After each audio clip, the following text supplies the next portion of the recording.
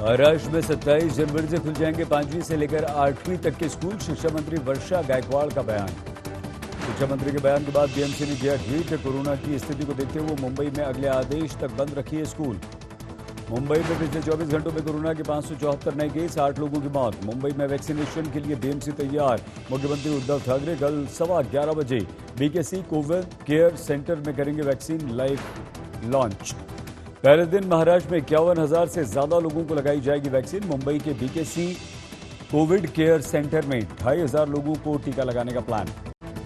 नागपुर में भी पूरी हुई वैक्सीनेशन की तैयारियां। नागपुर को मिली है वैक्सीन की 77,000 डोज।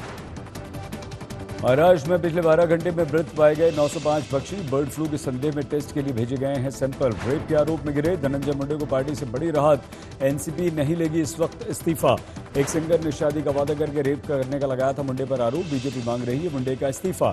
शिवसेना नेता संजय राउत का बयान। मजबूत है महाविकास आघाड़ी सरकार। किसी नेता पर आरोप लग जाने से सरकार के स्थायित्व पर नहीं पड़ेगा कोई असर। पुणे की लैंड डील को लेकर एनसीपी नेता एकनाथ खड़से बयान दर्ज कराने पहुंचे ईडी। बोले जांच में करूंगा सहयोग। कांदीवली में पतंग पकड़ने के चक्कर में गोबर के दलदल में गिरा 10 साल का मासूम। दम घुटने से हुई मौत। 5 फीट गहरे गड्ढे में भरा था गोबर और पानी। पुलिस ने दर्ज किया मामला। मुंबई में चलती कार में आग, कोई हताहत नहीं। आरपीआई के कार्यकर्ताओं का समतानगर पुलिस थाने के सामने प्रदर्शन। महाराष्ट्र सरकार द्वारा केंद्रीय मंत्री आठवले की सुरक्षा घटाने पर गर्जे। नासिक में ग्रामीण इलाके में घुसे तेंदुए ने फैलाई दहशत। वन विभाग की टीम ने पिंजरे में किया बंद।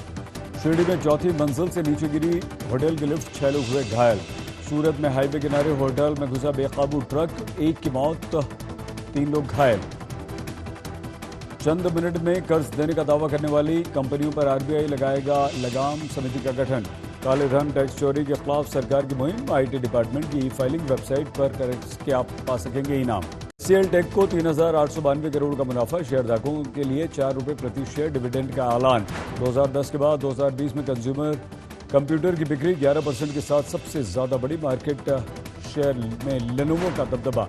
अप्रैल दिसंबर 2020 में 10 साल के सबसे निचले स्तर पर लुढ़की कारों की बिक्री। कुल लगभग 18 लाख गाड़ियां बिकी। इंस्टेंट लोन ऐप पर सख्ती की मुहिम के तहत गूगल ने 450 लोन ऐप्स प्ले स्टोर से हटाए। कहा यह सेफ्टी पॉलिसी का उल्लंघन। लैंडलाइन से मोबाइल पर कॉल करने के ढंग में हुआ बदलाव। अब 0 लगाकर ही आप कर पाएंगे डायल।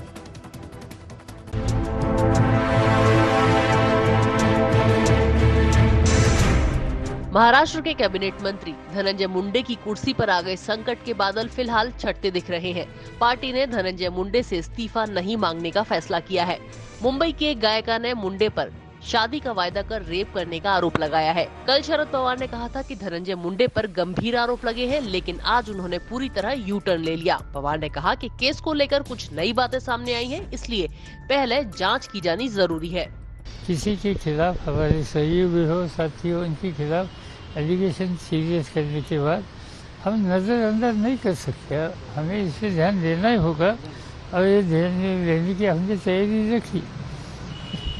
मगर ये इसके बाद मेरा बयान होने के बाद 1, 2, 3 अलग अलग जगह से अलग विचारों के लोगों के बयान आना शुरू हुआ और इस बयान में जिन महिला ने शिकायत की थी इनके बारे में उन्होंने भी शिकायत करके इससे पहले उनको भी इस तरह के कुछ तकलीफें दी थी। ऐसी बात जब सामने आ गई तो हमें इसकी अलग ढंग से देखने की आवश्यकता है और हमें पुलिस पर पूरा भरोसा है।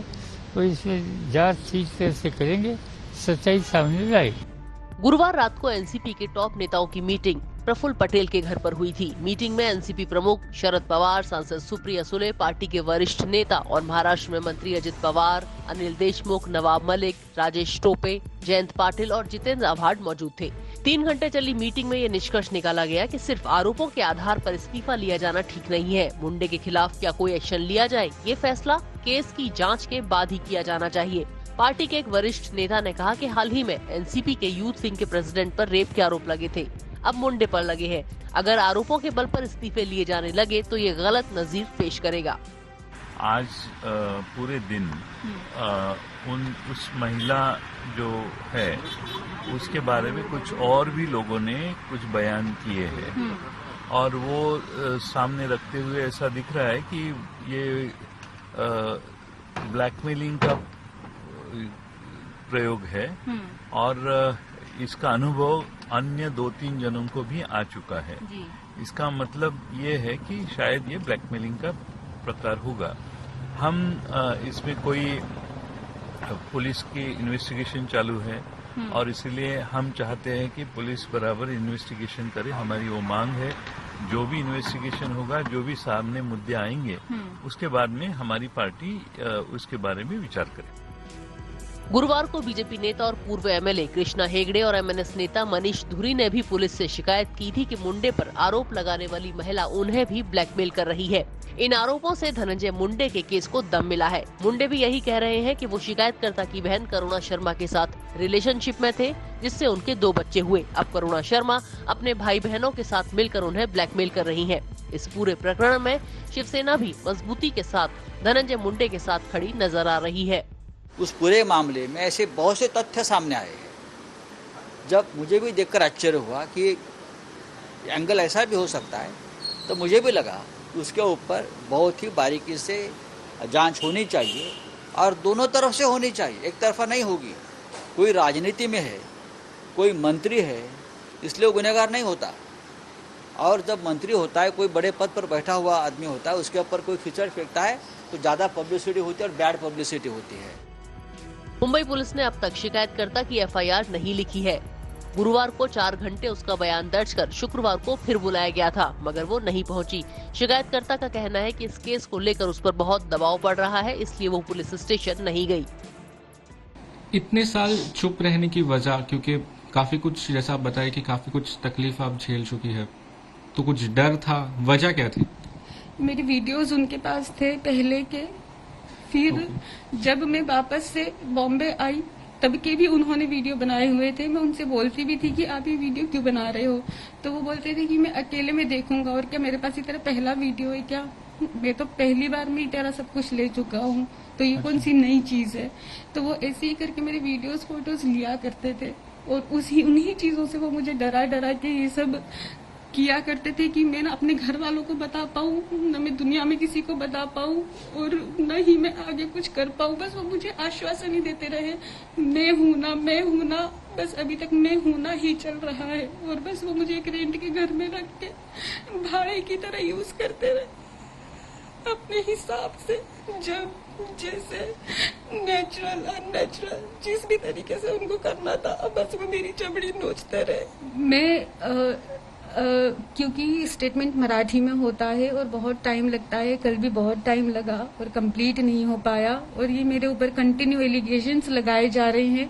मैं वहाँ पे थाने में बैठ के अपना स्टेटमेंट देती रहूं और यहाँ लोग मेरे पीछे पीछे बात करते रहें और मैं कुछ बोल भी ना पाऊँ। इसीलिए आज इन 3 चीजों के जो भी मेरे ऊपर आरोप लग रहे हैं उनका जवाब देने के लिए मैं पुलिस स्टेशन नहीं गई, और अब मैं कल जाऊंगी और वहाँ पे पूरा अपना स्टेटमेंट दे के आऊंगी। शुक्रवार को बॉम्बे हाई कोर्ट में धनंजय मुंडे के खिलाफ रेप केस में एफआईआर दर्ज करने का निर्देश देने और चुनाव हलफनामे में अपने बच्चों की जानकारी छुपाने को लेकर एक याचिका दायर हुई है। बीजेपी नेता किरीट सोमैया भी मुंडे के खिलाफ चुनाव आयोग गए हैं।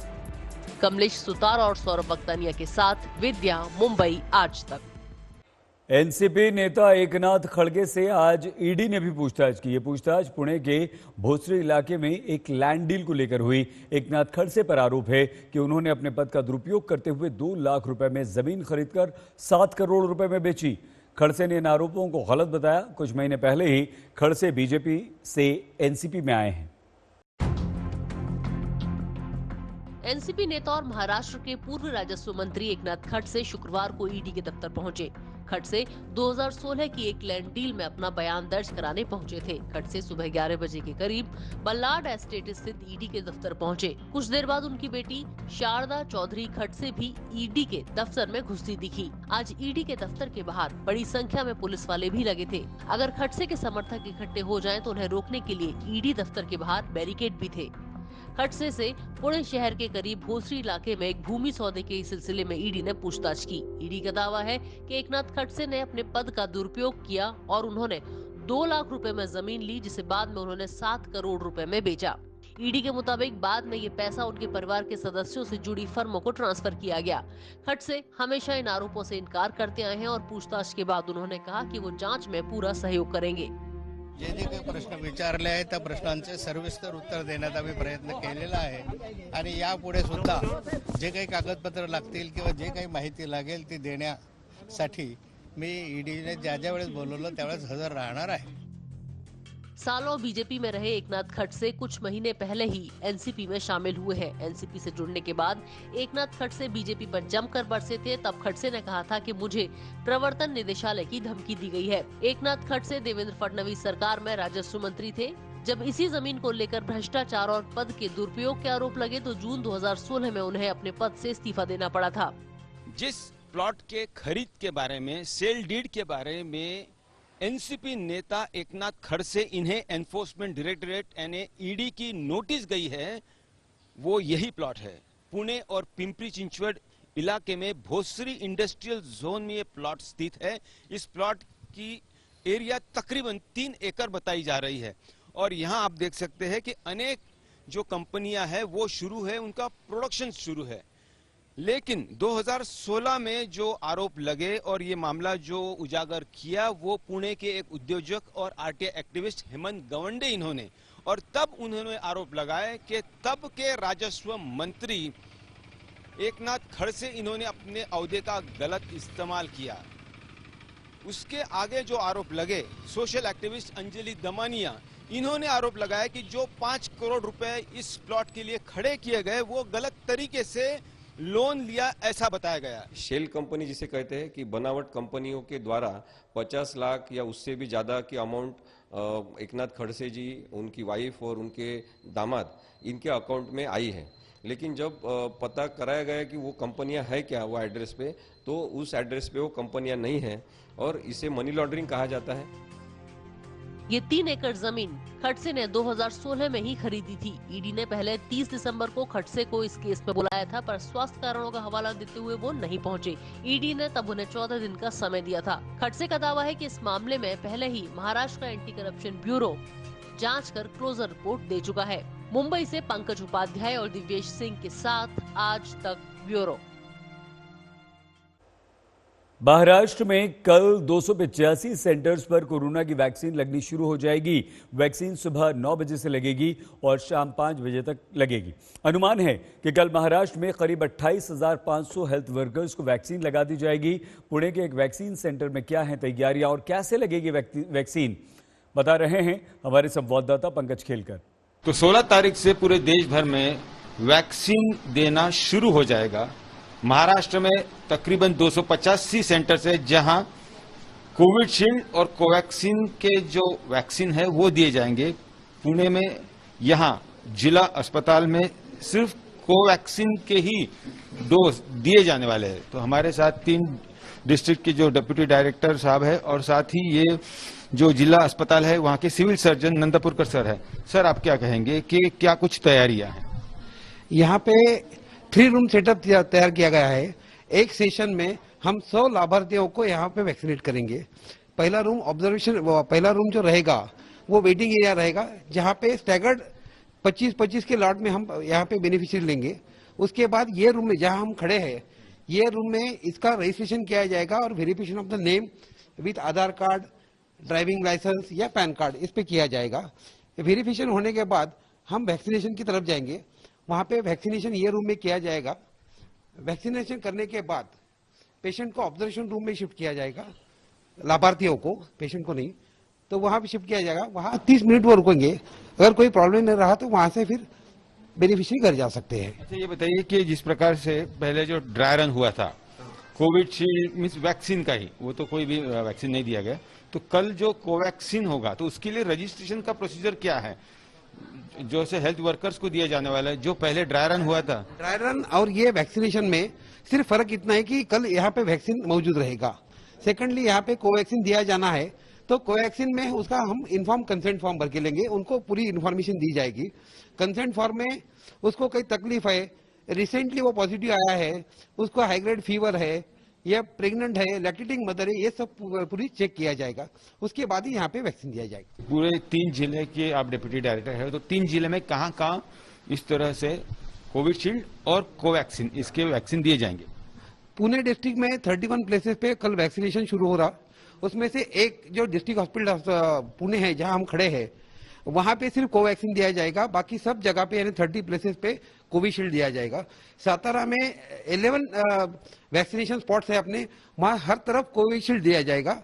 और सोलापुर में जहां हमारे 13 स्पॉट्स है, उसमें से गवर्नमेंट मेडिकल कॉलेज सोलापुर, वहां पे कोवैक्सीन दिया जाएगा। बाकी सब जगह पे कोविशील्ड दिया जाएगा। जो भी प्री कंडीशंस है उसके कोल्ड चेन के कंडीशन जो है वो सेम है। कोविशील्ड हो या कोवैक्सीन हो, उनका जो भी टेम्परेचर मेंटेनेंस है या देने का जो भी टेक्निकलिटी में कोई उसमें फर्क नहीं है। खाली यहाँ जिला अस्पताल में कोवैक्सीन वैक्सीन उपलब्ध है बेनिफिशियरीज के लिए, और पूरे जिले में कोविशील्ड दूसरे साइट पे टोटल 31 साइट्स है, तो उसमें के एक साइट में कोवैक्सीन है, 30 साइट में कोविशील्ड वैक्सीन हमें प्राप्त हुआ है और वहाँ वो दिया जाएगा।